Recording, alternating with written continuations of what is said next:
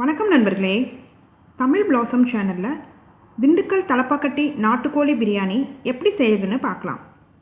அதற்கு தேவையான பொருட்கள்: சின்ன வெங்காயம் 30, பிரியாணி இலை 2, பச்சை மிளகாய் 5, பூண்டு 30, இஞ்சி சிறிதளவு, கருவேப்பிலை சிறிதளவு, இஞ்சி பூண்டு பச்சை மிளகாய் 3 சேர்த்து நல்லா விழுத அரைச்சி எடுத்துக்கலாம். உப்பு தேவையான அளவு, kasuri methi 1/2 teaspoon, biryani masala 2 tablespoon, புதினா காஞ்சது 1 கட்டு, அரை எலுமிச்சம்பழம், தயிர் 3 டீஸ்பூன், மஞ்சத்தூள் சிறிதளவு, மிளகாய்த்தூள் 2 டேபிள் ஸ்பூன், நாட்டுக்கோழி 1/2 கிலோ, ஜீரக சம்பா அரிசி 2.5 டம்ளர். இதை அப்படியே எடுத்து வச்சுக்கோங்க. தண்ணியிலெல்லாம் ஊற வைக்க வேண்டாம். பச்சை மிளகா, பூண்டு, இஞ்சி சின்ன சின்னதாக கட் பண்ணிக்கலாம். அப்போ தான் சீக்கிரமாக அரையும். தேவையான அளவு தண்ணி ஊற்றி நல்லா நைஸாக விழுத அரைச்சி எடுத்துக்கலாம்.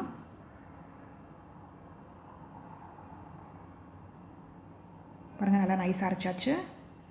இப்போ வானலியில் 50 ml எண்ணெய், 50 ml நெய் ஊற்றிக்கலாம். கட் பண்ண வெங்காயத்தை போட்டு நல்லா வதக்கிக்கலாம். பிரியாணியில் சேர்த்து நல்லா வதக்கிக்கலாம். காஞ்ச புதினா சேர்த்து நல்லா வதக்கிக்கோங்க. உங்கள்கிட்ட ஃப்ரெஷ் இருந்தனாலும் போட்டு வதக்கிக்கோங்க. கருவேப்பிலை சேர்த்து நல்லா கலந்துக்கோங்க. மீடியம் ஃப்ளேம்லேயே வச்சுக்கோங்க. இது நல்லா வதங்கணும். இப்போ நாட்டுக்கோழி போட்டுடலாம். போட்டு நல்லா இந்த எண்ணெயிலே நல்லா வதக்கி விடுங்க. மீடியம் ஃப்ளேம்லேயே வச்சுக்கோங்க. இப்போ மஞ்சத்தூள் சேர்த்துக்கலாம். சேர்த்து நல்லா கலந்து விடுங்க.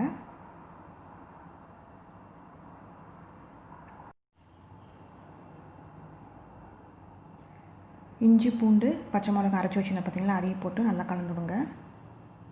மீடியம் ஃப்ளேம்லேயே வச்சுக்கோங்க. இது ஒரு 5 நிமிஷம் அப்படியே விடுங்க. தண்ணி பிரிஞ்சு வரும். பாருங்கள், தண்ணி பிரிஞ்சு வந்துருச்சு. இப்போது பிரியாணி மசாலா, மிளகாய்த்தூள் சேர்த்து நல்லா கலந்துக்கோங்க. மீடியம் ஃப்ளேம்லேயே வச்சு நல்லா கலந்து விடுங்க.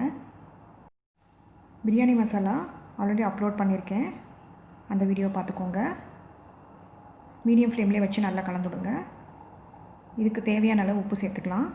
சேர்த்து இதையும் நல்லா கலந்து விடுங்க.